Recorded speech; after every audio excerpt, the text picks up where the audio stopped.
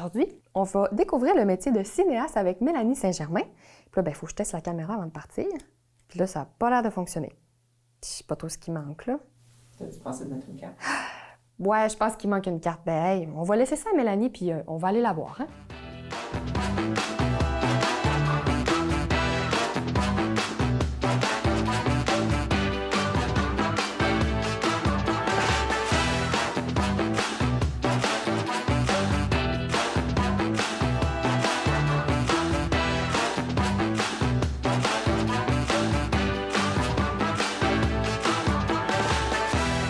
Bonjour Mélanie. Allô. Merci de nous accueillir dans ta merveilleuse et si belle demeure. Merci beaucoup. Merci à vous autres d'être là. Aujourd'hui, on parle de ton métier. Ouais. Qu'est-ce que c'est exactement ton métier, le titre? Qu'est-ce que tu fais? C'est une grosse question, ça, Ouais, parce hein? que je suis tellement de choses. Je suis une artiste multidisciplinaire, OK. mais parce que c'est souvent ça que je dis, artiste multidisciplinaire, mais mon vrai travail, mon métier que je fais à tous les jours de ma vie, c'est être réalisatrice, la réalisation en cinéma. Donc, je réalise des films. Puis est-ce qu'il y a une technique particulière que tu utilises? Tu réalises des films, est-ce que c'est des films comme on voit hollywoodiens ou c'est... Quel genre de film que c'est? Je fais de l'animation, des films en animation. Les gens pensent, quand je dis animation, que c'est comme animé, comme toi tu fais, là, Oui. t'animes c'est pas ça. C'est du dessin d'animation, c'est de l'image par image, en fait. Un film, même en image réelle, c'est de la photographie. C'est 24 photographies par seconde. Donc, en mouvement, ça fait... quand on aligne ces photogrammes-là qu'on appelle, ça fait du mouvement. Donc, moi, ce que je fais, c'est qu'au lieu de le faire en image réelle, je le fais en dessin. Donc, je fais chaque frame par seconde en animation, en fait. Okay. Et là, je replonge dans l'image réelle.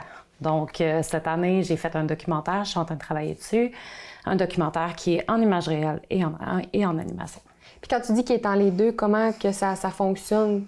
C'est que tu commences en image réelle, puis tu vas vers...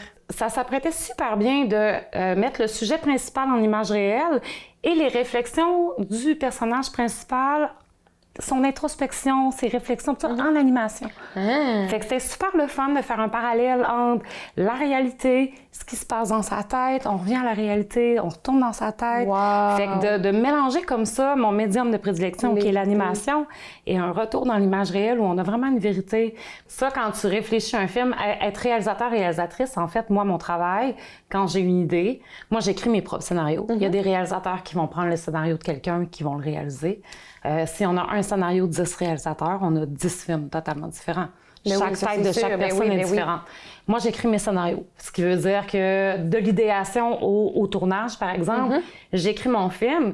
Et comme réalisatrice, moi, ma job, c'est de créer un univers, mais pas juste l'univers. Les personnages,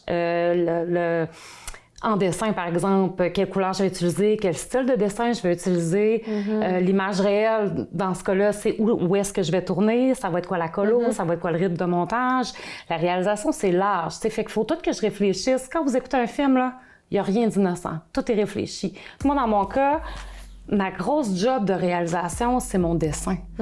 Comment je vais le dessiner, comment le fond il va être, quelle couleur j'utilise, quel pinceau j'utilise, c'est qui mon personnage, comment va bouger mon personnage. C'est de la direction d'acteur aussi, parce que je travaille en dessin, mais je filme en image réelle et je dessine par-dessus. Donc, c'est une grande réflexion, la réalisation. Ah, j'imagine. Ça va être aussi dans le rythme du montage, ça va être dans le son, ça va être dans c'est tout. La réalisation, c'est de réfléchir ton film du début à la fin. Avec toutes les composantes, toutes les variations. Avec toutes les composantes, les variations, autant en pré-production, en production qu'en post-production. C'est fou quand même. Ouais. Puis la différence entre les trois, pré-production, production, puis tu sais, c'est quoi la différence? Dans mon cas, habituellement, tu parlais de films hollywoodiens, puis je disais non, moi je fais pas ça comme ça. C'est que moi, mes films, je suis pas dans la culture populaire, je suis plus dans quelque chose d'engagé. J'aime un peu, je dirais, déranger les gens quand ils écoutent mes films. Je veux pas brusquer, mais un peu quand même. Je veux que les gens écoutent mes films, ils ressortent, puis qu'ils continuent d'y réfléchir, tu sais. Ce qui veut dire qu'un gros film hollywoodien, un réalisateur va avoir une équipe de fous pour réaliser un film. Moi, je travaille en très petite équipe. très, très, très petite équipe. Déjà, en partant, je me donne beaucoup plus de travail. Fait que, j'imagine aussi. Oui. Donc, j'écris mon scénario en partant. Pré-production, dans mon cas, c'est écriture du scénario. Après ça, le découpage technique. Quand tu écris un scénario, tu écris en images. C'est pas de la poésie. Okay. C'est pas de la littérature. C'est quelqu'un qui est pas en cinéma va haïr ça, lire un scénario. Donc, moi, ma job, c'est d'écrire chaque action de mon film, tu sais, donc la pré-production, même le son, écrire le son. Ah ouais? Oui, il faut écrire le son, il faut écrire la couleur, il faut écrire l'image, il faut tout décrire. Plus c'est précis, plus le reste de ton équipe va comprendre ton idée, tu sais. Ouais. Après ça, arrive le découpage technique. Ça, c'est super important parce que je dis que je travaille en petite équipe, mais j'ai tout le temps une assistante réalisation qui va m'assister là-dedans parce que je fais ma propre caméra. OK. Donc, j'ai besoin d'une deuxième tête avec moi. Fait que ça va être l'échelle de plan, mouvement de caméra. Si le scénario, une page égale 1 minute, 8 pages égale 8 minutes de film, et ainsi de suite. Il y a vraiment une façon d'écrire un scénario pour arriver à ça. Mais le découpage technique va servir à faire combien de plans je fais avec une page de scénario. Une page de scénario pourrait être un seul plan de caméra. Il pourrait en être 32 aussi. Ouais, Fait que, tu sais, c'est ça un découpage technique. C'est de prendre chaque image et dire comment je découpe, comment je crée mon rythme. Ça va être quoi mon rythme de tournage au niveau de mon film, tu sais. Mon rythme de mon film, c'est selon le découpage technique, tu sais. Donc ça, il faut tout réfléchir à ça. C'est beaucoup de choses. Oui. Après ça, arrive un storyboard où là, tu prends le découpage technique puis tu dessines qu'est-ce qu'on voit à l'écran. Moi, ça, j'ai besoin de faire ça, comme je fais de l'animation, puis comme je travaille avec une équipe, pour vraiment qu'ils comprennent, voici ce qui se passe dans ma tête. Donc, le storyboard. Après ça, il y a toute la planification, les lieux de tournage, la location de matériel, c'est au besoin, toute la tout ça. logistique. Fait toute la logistique de ça, le travail de table avec la comédienne, les auditions s'il y a des auditions à avoir, les réunions avec l'équipe de production. Ouais. Ça, c'est la pré-prod. Et là, c'est juste le début. Donc, c'est une partie qu'on parle pas souvent, mais qui, pour moi, c'est ma partie la plus importante parce que ça permet d'être prêt. Puis c'est comme de prendre son temps en pré-production puis d'être très organisé, ça permet de gagner du temps au tournage. Ah, j'imagine. Tournage, ça le dit, c'est le tournage. Donc, c'est le moment où on capture tout ce qu'on a préparé à l'avance. Puis après ça, il y a la post-production. Dans mon cas, c'est une étape, je pense que c'est l'étape la plus importante parce que comme je fais du cinéma d'animation, j'ai pas de son. Ouais. Donc, on doit créer le son. Je fais affaire avec des concepteurs sonores. Et après ça, moi, je me mets à dessiner. Puis c'est là que le film prend vie. Fait que c'est un travail qui est du début à la fin, qui est continuellement en changement pour le mieux du film. C'est magnifique. Ouais, merci. Comment tu as voulu faire ce métier-là? Qu'est-ce qui... C'est arrivé tard. Je pensais jamais faire ça dans la vie. J'ai fait plein d'autres affaires. J'ai fait, on en parlait tantôt, du design intérieur, j'ai fait du tatouage, j'ai écrit un livre, j'ai fait des murages, je suis une artiste visuelle, j'ai fait de la scéno, j'ai joué au théâtre. J'ai fait. Plein de choses. Et à 30 ans, j'ai rencontré Blanchard lors du vidéoclap à Saint-Félicien, un festival de cinéma étudiant. Je me suis mis à parler de cinéma avec lui et je me suis rendu compte que c'était tout ce que j'aimais faire dans un seul médium. Écrire, monter des décors, diriger des acteurs, dessiner. Tu sais, je me rendais compte que, ben voyons, pourquoi j'ai pas pensé à ça? Tout était ensemble. Tout était là. Fait que j'ai fait le bac en cinéma à ce moment-là. Puis je ferais plus d'autres choses dans ma vie. C'est Ouais. vraiment cool. Le bac en cinéma, tu l'as fait où? C'est le baccalauréat interdisciplinaire en art à Chicoutimi. C'est en spécification cinéma. C'était le bac qui était idéal pour moi parce que, comme je suis une artiste multidisciplinaire puis que je voulais faire du cinéma d'animation, fallait que j'apprenne à travailler le son, fallait que je pouvais avoir des cours de théâtre, je pouvais prendre des cours en art visuel. Fait que c'était pas juste du cinéma. C'était tout ce qui pouvait graviter autour de mon travail. Tu sais, tout ce qui pouvait peaufiner encore ma démarche de réalisatrice pour voir toutes les options qui s'offraient à moi. Parce que, comme je disais tantôt, je fais beaucoup de choses, tu sais, dans ce métier-là. Ça prend plusieurs cordes à son arc. Fait que, oui, j'engage des concepteurs sonores pour faire mes films, mais je voulais comprendre ce son-là, comment il marche, tu sais. Et j'adore ça, faire ça. C'est cool que t'aimes autant. Mais c'est ta passion qu'on le voit. Ouais. C'est ça la beauté de la chose. Mais monter, le montage, je suis une monteuse. Tu sais, j'aime ça, monter des films. J'aime vraiment ça. C'est vraiment cool. La création, pour moi, c'est pas juste un travail, c'est essentiel à ma vie. J'ai besoin de créer. c'est viscéral. J'ai des choses à dire, puis c'est la meilleure façon que j'ai trouvée pour dire ce que j'avais à dire, c'est en criant.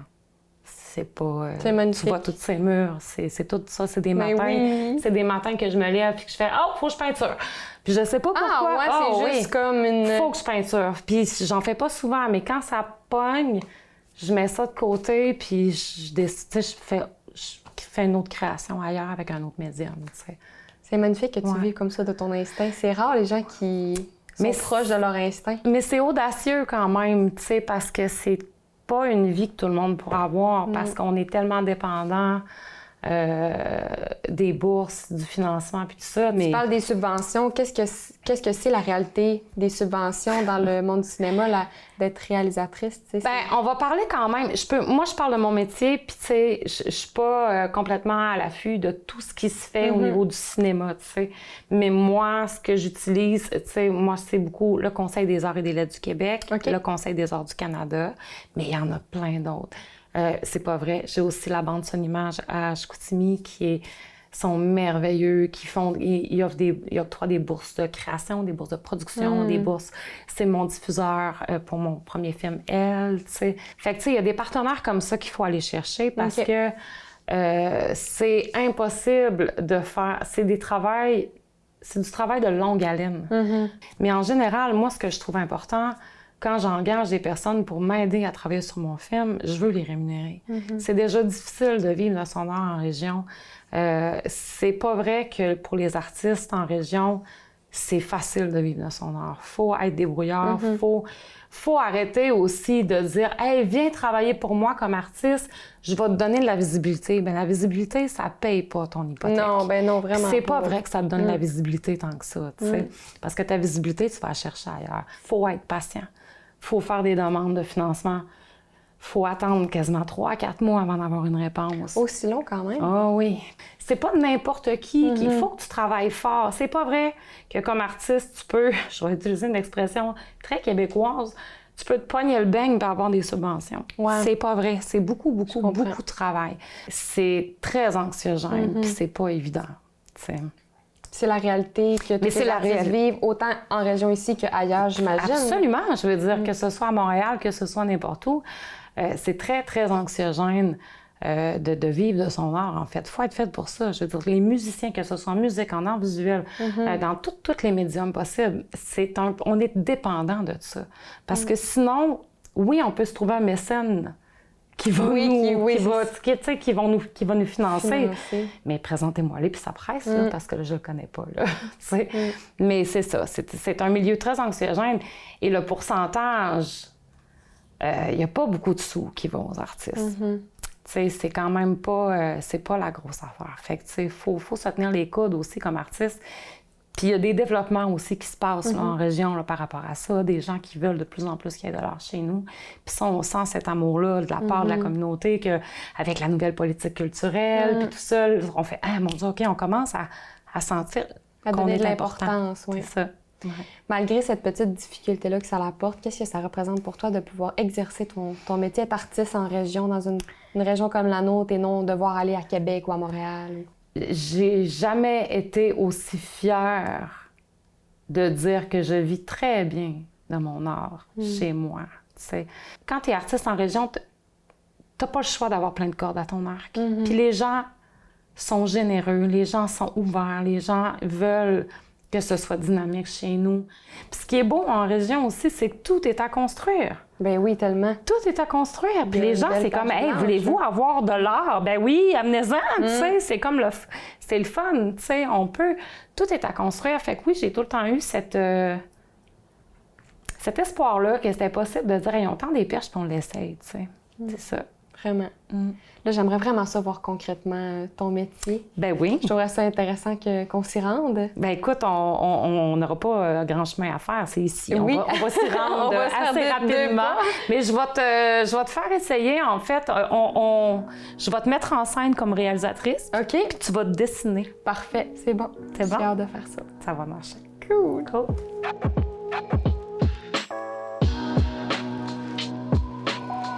Ce sera la capsule pour le métier de réalisatrice-réalisateur. C'est une profession qui est relativement difficile à expliquer. On a essayé de se faire une tête, tout ça. On a vu une belle vision de Mélanie, qu'est-ce qu'elle fait. C'est quelque chose qui est très global, très macro, si on veut, dans une production. Le réalisateur, ça va être le chef d'orchestre, celui qui va mettre en branle le projet télévisuel, vidéo ou peu importe le projet. Ça va être la personne qui va piloter le projet de A à B, de A à Z, puis qui va déterminer, par exemple, c'est quoi qu'elle veut, on dit la personne, comme décor, comme projet, c'est quoi ses intentions par rapport à ça. Ça va être quelqu'un qui va accompagner son équipe, qui va déterminer c'est quoi les enjeux, tout ça. Ça prend beaucoup de créativité, un sens de l'organisation exceptionnel parce qu'il faut tout coordonner. Ça prend un leadership, il faut être capable de travailler en équipe, communiquer avec les autres. Il faut avoir une grande flexibilité aussi parce que selon si on est en région, on va faire beaucoup plus de tâches. Si on s'en va dans des milieux qui vont être plus spécialisés, par exemple à Montréal, on va avoir une tâche qui va être peut-être plus circonscrite dans le projet. Faut avoir une bonne capacité d'adaptation à différents milieux, différentes personnes. Il faut être en mesure de vivre avec une certaine insécurité. Parfois, on va faire des super de beaux projets. On va avoir des contrats qui vont être très intéressants.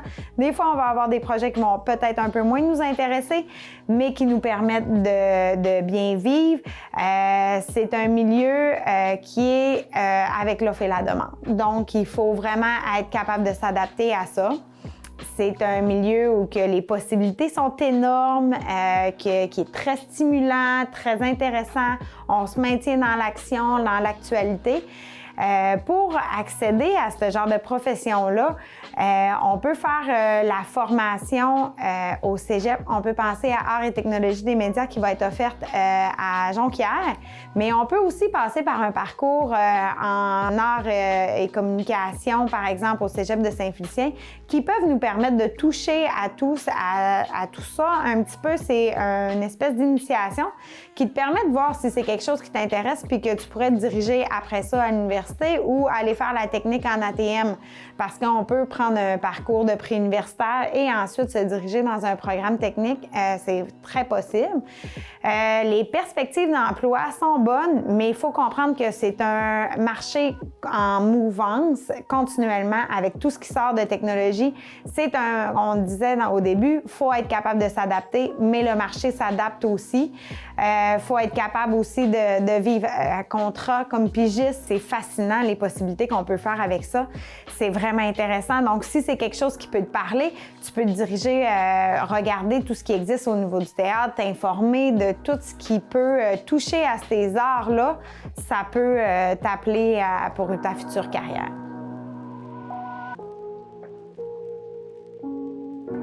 Donc là, qu'est-ce que tu me fais faire? Qu'est-ce qu'on va faire? Je suis assise, qu'est-ce que je fais? Écoute, on fait une petite mise en scène parce que je veux avoir une image pour que tu puisses dessiner tout tantôt. OK.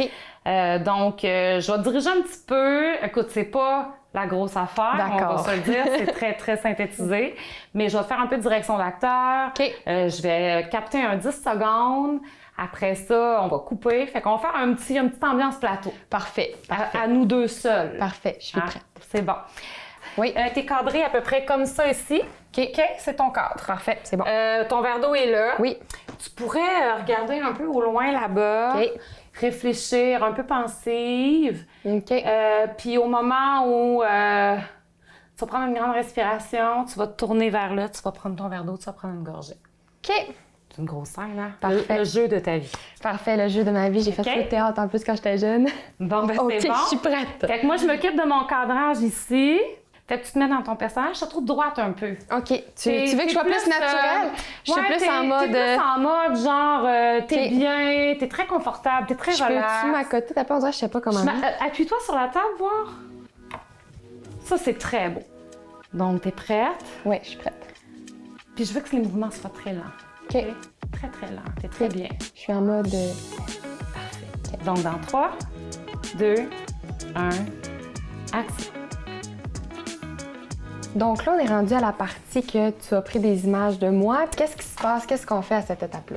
Qu'est-ce qu'on fait à cette étape-là? En fait, là, j'ai inséré cette vidéo-là en image réelle dans le programme Photoshop, en fait. Et si tu vois, mettons que je prends un bout qui bouge un peu plus au moment où tu prends le verre d'eau, je peux vraiment décortiquer image par image, OK? Comme ça. Oui. Donc, si je fais frame par frame, on voit à quel point... OK, à chaque fois que tu tapes, c'est 1 seconde. Fait que c'est une image. C'est pas une seconde. Non, c'est une image sur 1 seconde. C'est 12 images secondes.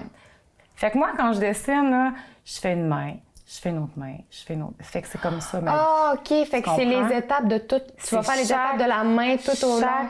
Oh, mon Dieu. Il faut le voir pour le comprendre, je pense, quand on n'est pas dans le domaine, tu sais.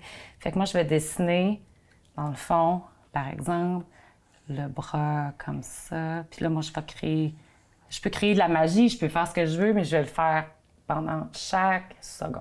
Oh mon Dieu! Comme ça. Fait que moi, ce que je te propose de faire, là, ici, j'ai commencé à le faire, j'ai fait les cheveux.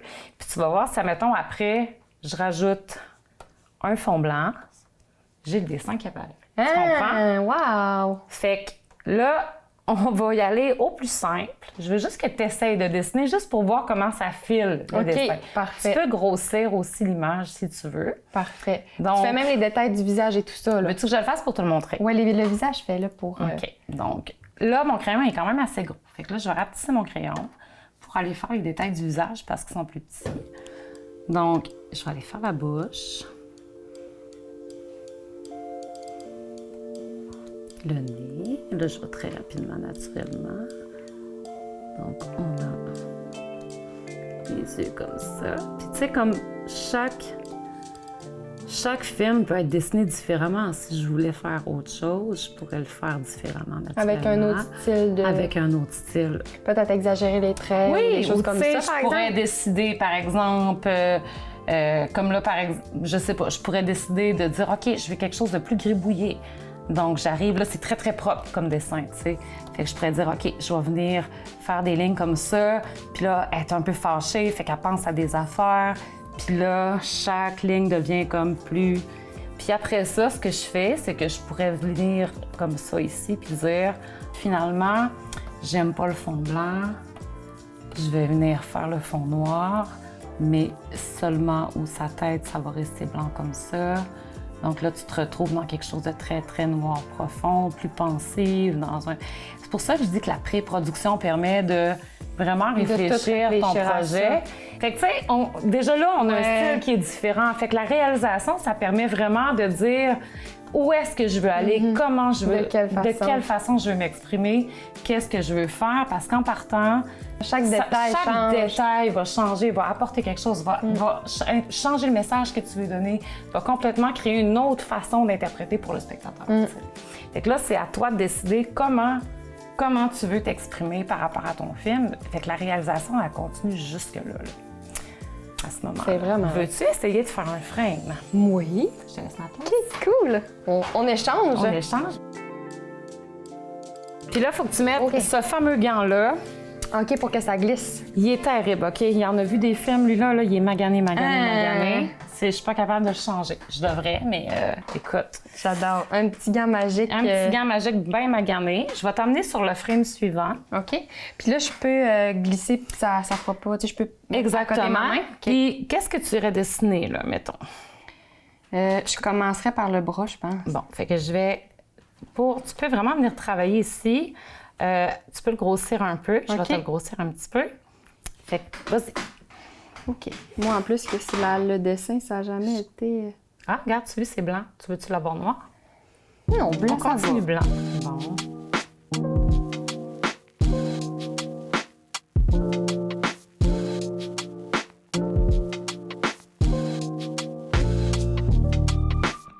Tu sais, moi, c'est comme... Je sais que c'est pas ma force, le dessin. Puis pourtant, c'est niaiseux. J'aimerais ça bien dessiner. Je trouve que c'est tellement un bel art, tu sais, le dessin, mais tu sais, je pense qu'il faut pas s'empêcher quand même. Bien dessiner, c'est bien relatif. Je veux dire, tu as le droit de dessiner même si tu n'as pas un talent qu'on considère comme étant standard, tu sais. Je veux dire, moi, mes œuvres que je fais, je suis vraiment pas dans le standard. Puis, tu sais, quand on parlait tantôt d'art populaire, j'ai de la misère à les vendre, mes toiles, parce que justement, elles sont choquantes. On voit des personnages un peu déformés, c'est des personnages qui ne respectent pas les standards de beauté, c'est dérangeant, mais il ne faut pas s'empêcher de faire ça pareil. Si tu as le goût de dessiner, dessine.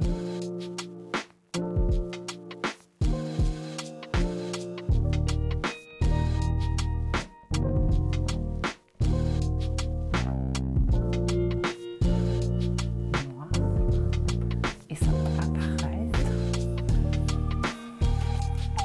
Voilà. C'est hot! C'est ce que ça permet à la rotoscopie, la magie opère.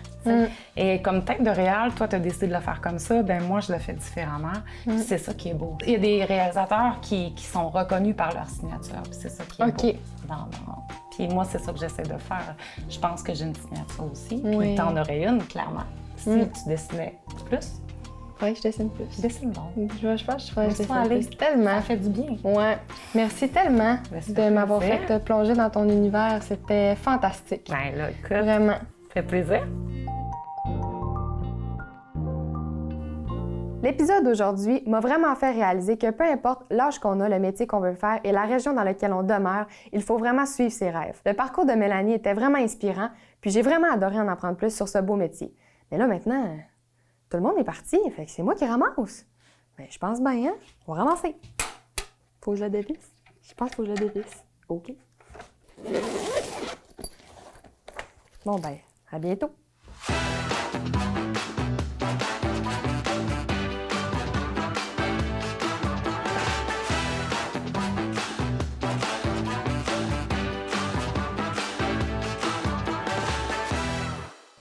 Parfait. Là, ouais, c'est combien que je fais pour aller en... Je suis plus capable de me rappeler.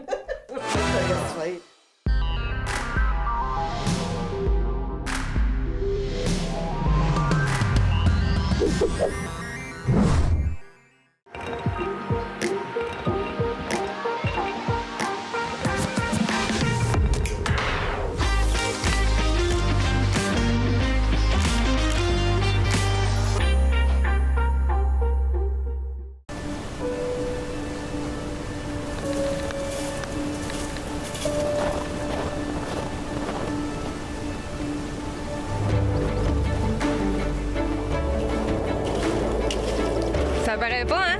Mais je suis sur mon heure de lunch. Ça t'intéresse? Fais comme moi. Ose le pays des bleuets.